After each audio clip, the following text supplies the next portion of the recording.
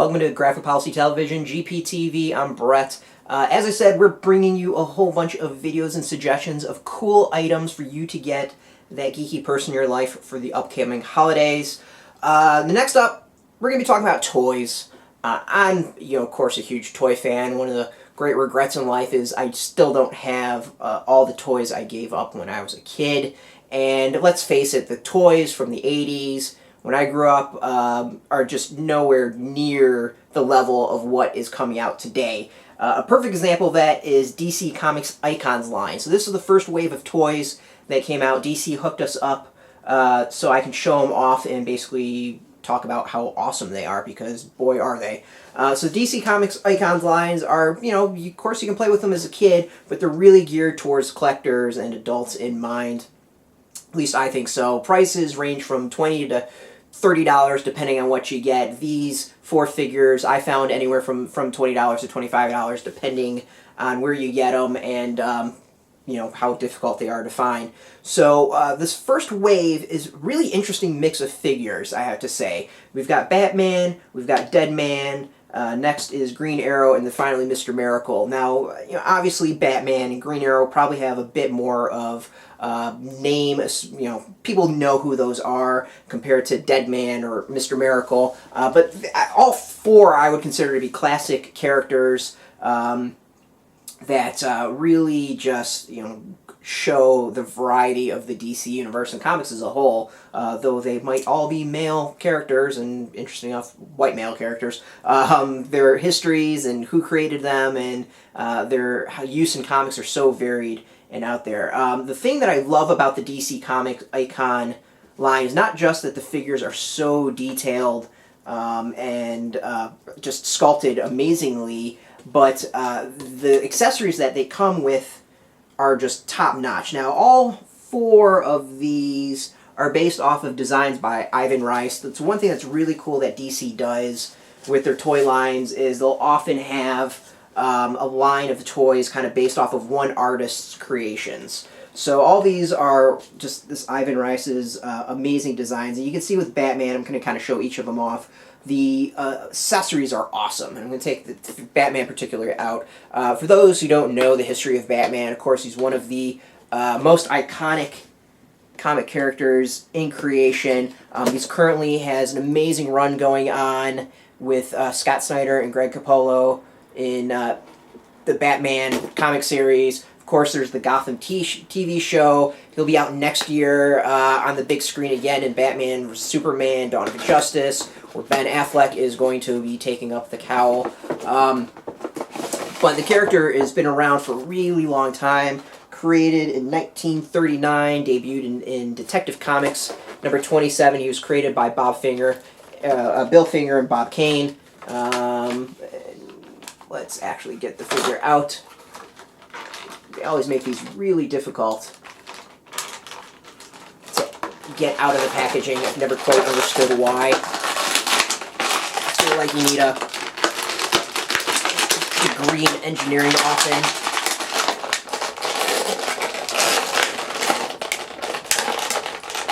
To get these figures out of their packaging.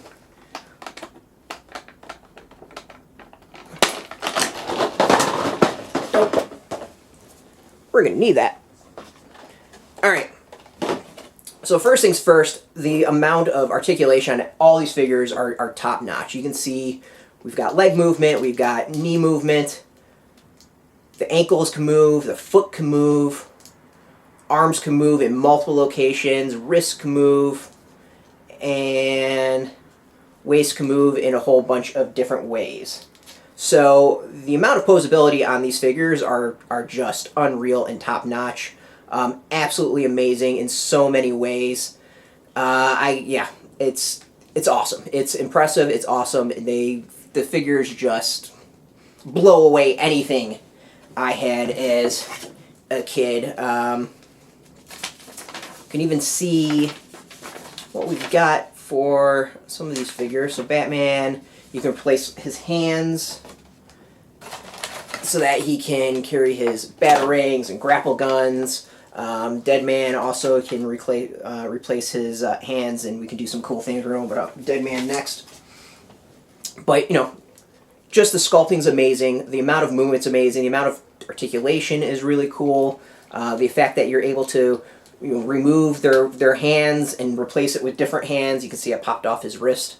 And you can put in a different hand to be able to either better grip something or hold on to it. And at the same time, the wrist is still able to move.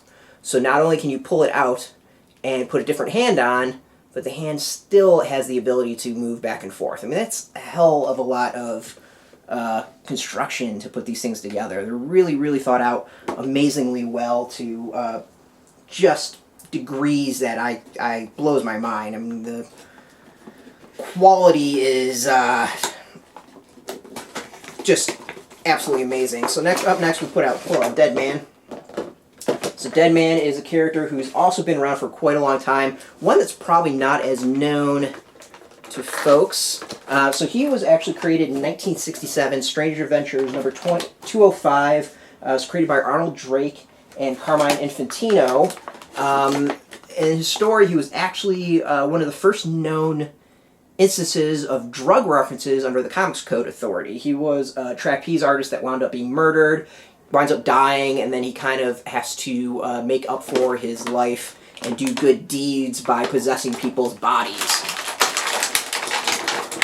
Yeah, really grim, kind of on the horror aspect. This figure particularly is from the Brightest Day storyline, which happened a few years ago, and it was one of the huge events in DC Comics. It involved Deadman coming back and having a white power ring to be kind of one of the numerous lanterns in existence, and he had to basically help go save the universe. Short version, winds up sacrificing himself to help save the world.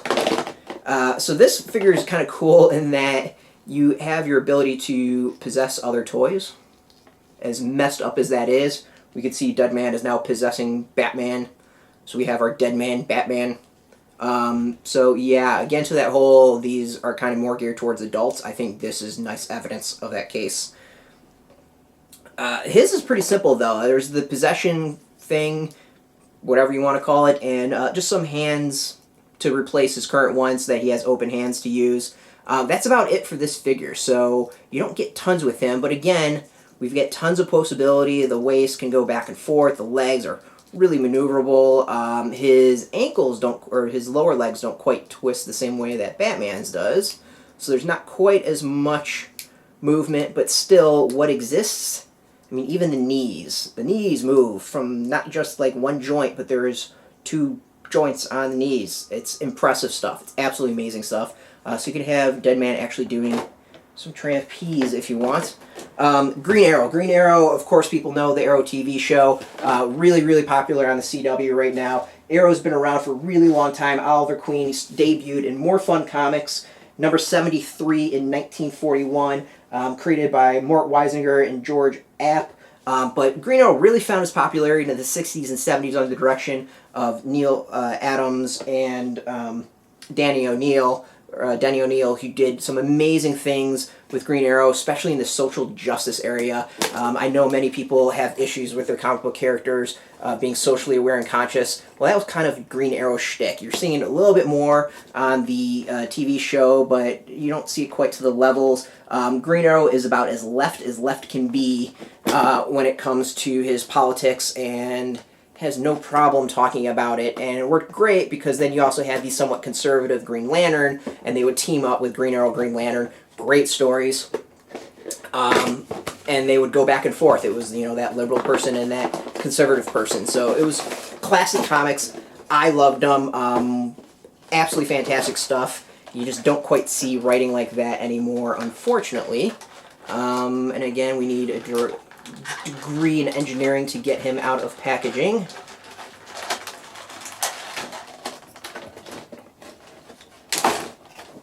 So to show off,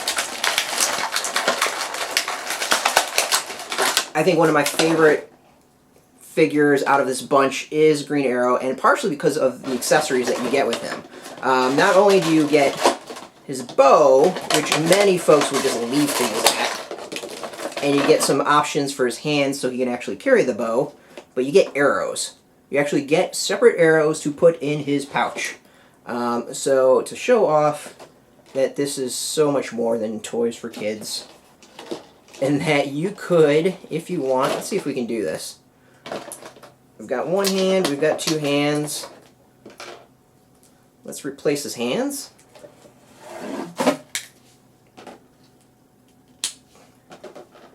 I'm seeing some really cool options with Green Arrow here. Got one. So for those who might not notice, Green Arrow's right hand, it's not really going to be able to see with the camera, unfortunately. Green Arrow's right hand is actually made to hold the string for the arrows. Like, he's actually got the proper form to pull back the arrow string, the bow. Let's get the actual bow in his hand. We can get the arrow back. You can have him hook the arrow and pull it back. And then if you want, because I've noticed this on the arrows as well, is that they fully function. So you can have the arrow with the back of the arrow kind of on the string, and him do pretty well at firing an arrow. I'm not going to actually let it go and go flying, because knowing my luck, I'm going to hit myself in the eye. But again, proof this is not toys for your kids. I mean, just that sort of level of creativity and sculpting and ability to do cool design is really, really, really impressive. Now, you don't quite get the head movement as you would with like Deadman, whose head moves around pretty well, but you get some great movement on his lower legs, his, of course, ankles, the knees are huge, the waist. It's just an impressive figure. I think out of all of them, this and Batman are my two favorite. Just the level of detail they've got on him is unreal, and the fact that his hand is actually sculpted to the point that you can pull back the arrow string is really, it's just impressive. I mean, let's face it, toys like this didn't exist when I was a kid, and if they did, I didn't get them. And these are figures that every time I go to the comic shop and I look around, these are the stuff that like I wish I had room and the money to buy, because I would just be buying up by a ton. The final figure, I'm not going to take him out of the box because, well, I've made a mess as is. It's Mr. Miracle. This is Scott Free. For those who don't know, this is a Jack Kirby creation. Debuted in 1971, Mr. Miracle #1. Classic character, is kind of big right now in the current Darkseid War storyline. So the storyline behind Mr. Miracle, Scott Free, is that Jack Kirby created these things called the New Gods. They had New Gods and Apocalypse. Apocalypse, folks might not know, or might know the main guy is Darkseid. So to prevent war, Darkseid and the High Father of the New Gods traded their oldest kids to try to create peace. So this was Mr. Miracle. High Father gave him to Apocalypse, so he was raised under this hellish condition that was Apocalypse. And his whole thing is like he's the greatest escape artist that ever existed because he wanted to get the hell away from Apocalypse. Really, really simple like that. So the figure is pretty basic, gorgeous sculpt, I have to say it. The colors are fantastic. The coloring on the figure, there's like no issues whatsoever. The colors are perfectly in line. Absolutely beautiful. Cool things on it. Of course, he's got kind of his energy thing so he can like float around. He's got a cape on the back, and he's got a mother box. The mother box allows the folks of Darkseid and Darkseid's world, and Apocalypse, to kind of pop all over the place. Key classic thing in DC Comics. So the figure's really, really cool in that he comes with a mother box, so you get a mother box with it, on top of just a beautifully sculpted cape and figure in general. So if you are a Kirby fan, if you know a Kirby fan, this is going to be a figure you're probably going to want to get for them. Overall, I can't recommend DC Icon figures enough. If you've got someone who is a fan of any of these characters, you know, go get them a toy. They'd love it on the shelves. These are great figures to go display and put out there. Easily display, you know, able to stand up. I mean, you see how I did absolutely nothing with that, and Green Arrow was standing on his own. You got some great figures such as Batman, Deadman. Tons of them are coming out. Really cool accessories. Just love them. Absolutely love them. As a whole, the action figures that DC Comics puts out are beyond top-notch. Can't recommend them enough. It's some of the best, most gorgeous action figures I've seen out of anyone. You can get these right now by following the links below our video. Some of the lowest prices that I found for the figures. By purchasing through our links, you do benefit the site, so we appreciate that. Again, these are DC Comics Icon figures, Ivan Rice, sculpts or designs, and this is Wave 1, the first 4 figures. You can get them now out in stores, along with tons of other figures that, well, could do tons of videos on down the road, hopefully. But these, great place to start. Some iconic figures, some probably less known characters. Thanks for watching. This has been Graphic Policy Television, GPTV. I'm Brett. You can catch us every single day at graphicpolicy.com. Of course, we're on Twitter, Facebook, YouTube. I'll be playing with these figures probably for a while, so there goes my productivity. You can catch us every single day at all those things. Thanks for watching. Really appreciate it. Until next time, keep it geeky.